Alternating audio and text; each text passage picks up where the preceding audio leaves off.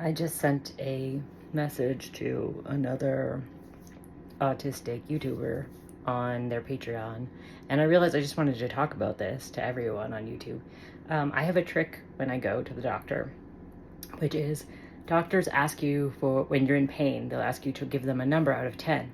And for me, in my autistic brain, I have like a system for how I come up with the number, and it's not the same system that neurotypical people are using, I realized.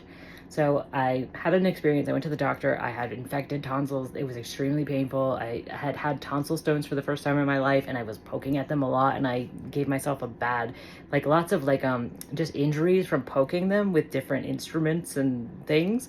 And also probably germs got in there, and that's that mild infection. And it was painful. It was so bad that I was willing to go on the train and go downtown and all the stress of traveling and missing work. And then she asked me my pain level, and I said 5, which to me is worth going to all that effort to go to the doctor for. And then she was like, okay, no treatment options. And I'm like, what? But it's horrible. It hurts so bad. And that really clued me into oh, if a neurotypical person was going through this much pain, they would be like 7 or 8. For me, childbirth was 4, but also for me, getting poked on a raw nerve in my tooth that was opened up, and my anesthetic had worn off, that was a 9.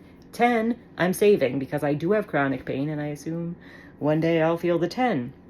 You know, if I get cancer or something, I have time for 10. I have to save my 10.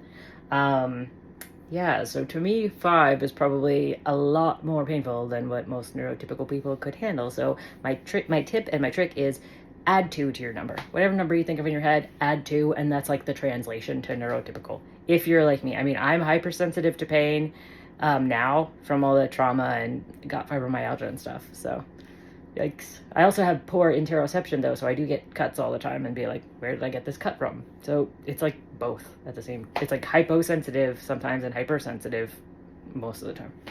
Anyway, have a good night, guys.